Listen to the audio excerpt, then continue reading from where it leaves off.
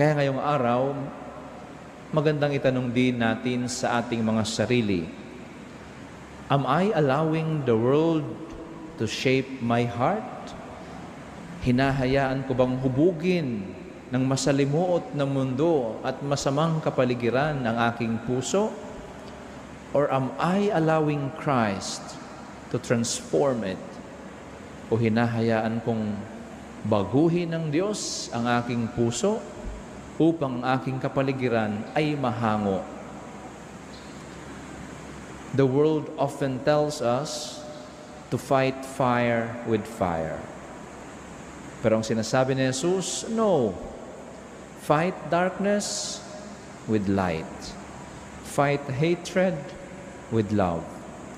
Maging mga tupang maamo at mababa ang loob sa gitna ng mga asong gubat na naghahasik ng galit at takot. Mga kapatid, may we remain like sheep with the heart of the good shepherd.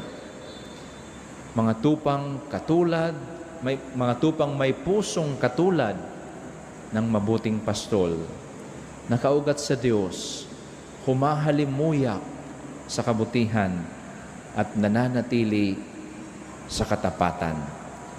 Magulo man ang mundo, masalimuot man ang paligid, pero ang tagumpay ng Ebanghelyo ay hindi kapag nagapi natin ang mga kaaway, kundi kapag nagapi ng pag-ibig ang kasamaan sa ating pamamagitan.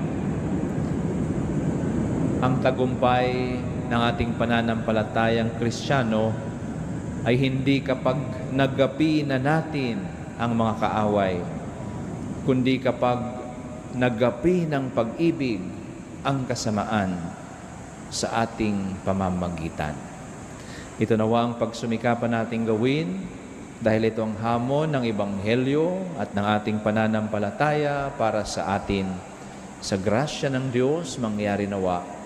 Amen.